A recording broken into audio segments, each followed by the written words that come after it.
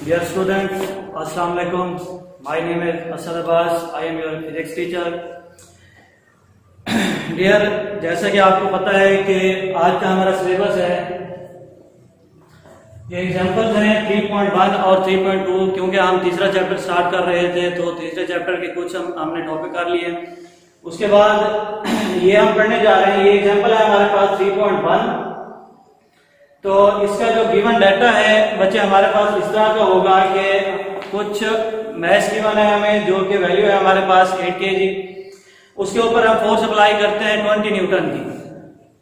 8 kg का math है, उसके ऊपर हम 20 न्यूटन जो है फोर्स अप्लाई करते हैं। हमने ये फाइंड आउट करना है कि अगर इतना ऑब्जेक्ट का मैथ हो, उतने इसके ऊपर इतनी फोर्स अप्लाई की जाए और उसके अंदर एक्सेलरेशन जो है कितना प्रोड्यूस हो। तो जैसे कि आप लोग जानते हैं कि हम यहाँ पर फॉर्मूला इस्तेमाल करते हैं F = ma, और ये न्यूटन सेकंड लॉ होता है। हाँ, हमारे पास यहाँ पर चंद चीजें गिवन है, फोर्स भी गिवन है और इसके बाद मैस भी गिवन है, जबकि हमें यहाँ पर फाइंड आउट करना है एक्सेलरेशन को।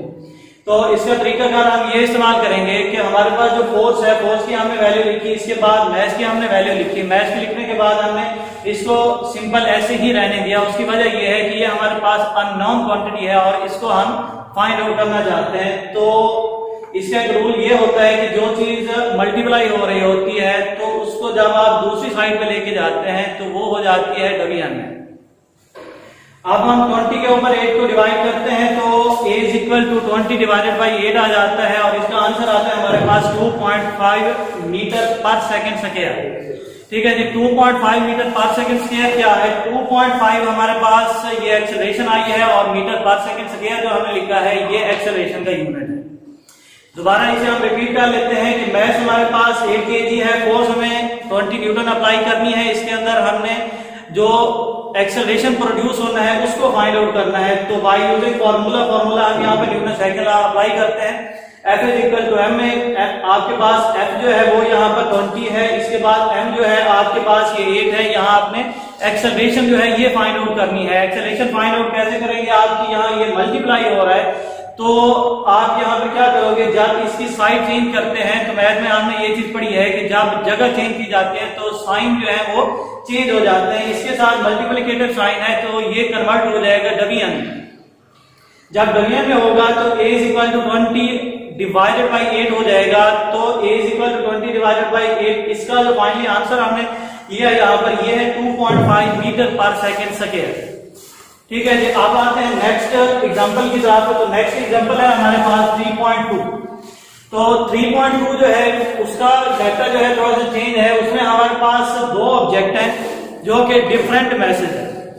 दो ऑब्जेक्ट हैं जिनके डिफरेंट मैसेज हैं, जिनमें से एक का मैच जो है 5 kg है और दूसरे का मैच जो है वो 8 kg है। अब सवाल ये है कि इन दोनों के ऊपर सेम फोर्स अप्लाई हो रही है। सेम फोर्स स्टैंड फॉर, अगर हम ऑब्जेक्ट 5 जो है उसके ऊपर 5 न्यूटन की फोर्स अप्लाई कर रहे हैं तो इसी तरह से जो ऑब्जेक्ट बी है, मतलब कि जो 8 kg का ऑब्जेक्ट है, उसके ऊपर भी हम क्या कर रहे हैं, 5 न्यूटन की ही फोर्स अप्लाई कर रहे हैं।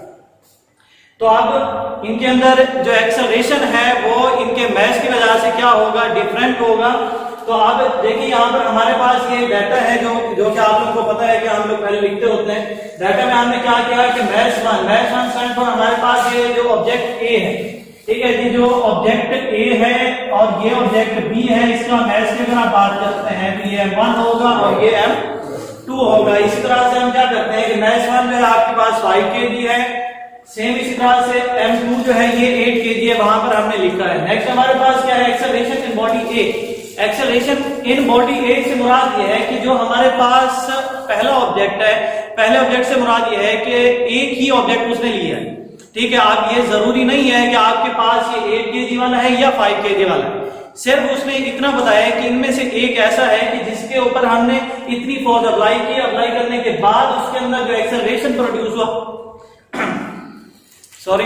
कि जो एक्सेलरेशन प्रोड्यूस हुआ वो आपके पास कितना है, 10 metre per second square. Next acceleration in body B, इससे मुराद ये है कि जो हमारे पास दूसरा ऑब्जेक्ट है, ठीक है जी, जो दूसरा ऑब्जेक्ट है उसके अंदर जो एक्सेलरेशन प्रोड्यूस होगा तो वो हम लोगों ने फाइंड आउट करना है। यूजर फॉर्मूला आपको पता है कि जिस तरह से तीसरा हम चैप्टर स्टार्ट करते थे या इसके अंदर हम एक टॉपिक पढ़ते हैं न्यूटन सेकंड लॉ, उसके अंदर हम ये देखते हैं कि F is equal to ma। ये उस वक्त हम लोग अप्लाई करते हैं जब हमारे पास इन तीनों में से कोई सी दो क्वांटिटीज जो है गिवन। अब यहां पर आप देखिए कि यहां पर मैंने लिखा F1 F2 that is equal. Equal क्यों लिखा? क्योंकि हमारे पास जो स्टेटमेंट है उसमें उसने ये चीज लिख दी है हमें कि ऑब्जेक्ट का जो मैस है वो डिफरेंट है, लेकिन उनके ऊपर फोर्स जो लग रही है वो सेम है। तो नेक्स्ट हम क्या करते हैं, F is equal to ma। F is equal to ma के बाद यहां पर हमने F1 लिखा। यहां इससे मुराद ये है कि यहां पर ऑब्जेक्ट जो है वो भी हम a फाइंड करेंगे, उसका मैच जो है m1 लिखेंगे, एक्सेलरेशन भी a1 लिखेंगे। इसी तरह से जब आप F2 की बात करते हैं, F2 में आप लोगों ने क्या लिखना है कि मैच 2 लिखोगे और एक्सेलरेशन भी 2 लिखोगे। अब हमें यहां से क्या करना है, एक्सेलरेशन फाइंड आउट करनी है। ठीक है जी। अब ये देखिए इनके दरमियान मल्टीप्लिकेटिव साइन है। अब हम इसको क्या करते हैं कि a को फाइनल लेने के लिए हम यहां पर जो m मल्टीप्लाई हो रहा था इसको हम डिवाइड कर देते हैं इसके ऊपर, पहली क्वांटिटी के ऊपर दूसरी क्वांटिटी को हम डिवाइड कर देते हैं। तो हमारे पास फाइनली जो रीअरेंज करने के बाद फॉर्मूला आया है वो है हमारे पास a is equal to m1 a1 divided by ये वाला m2। अब हम क्या करेंगे कि इनकी वैल्यूज जो हैं जो हमने डाटा के अंदर लिखी थी वो सारी की सारी इसी फॉर्मूले के अंदर पुट कर देंगे। a इज इक्वल टू हो जाएगा आपके पास m1 है, m1 हमने इसको काउंट किया था कि ये है 5 kg लिख दिया। इसके बाद हमने क्या किया कि 10 लिया, 10 लेने के बाद m2 जो है वो हमने लिखा है 8 kg। अब हम क्या करते हैं कि इन दोनों को आपस में मल्टीप्लाई करते हैं। मल्टीप्लाई करने के बाद जो आंसर आता है उसको डिवाइड करते हैं 8 के ऊपर। 8 के ऊपर डिवाइड करने से हमारे पास आंसर आता है, मल्टीप्लाई करने के बाद आंसर आता है हमारे पास 6.25 मीटर पर सेकंड स्क्वायर। जी, तो इस सिलेबस का जो बकिया हिस्सा है उसमें हम ऑब्जेक्टिव करेंगे जो एक्सरसाइज के एमसीक्यूज हैं, और उसके साथ हमारे पास एक शॉर्ट क्वेश्चन है यहाँ पर।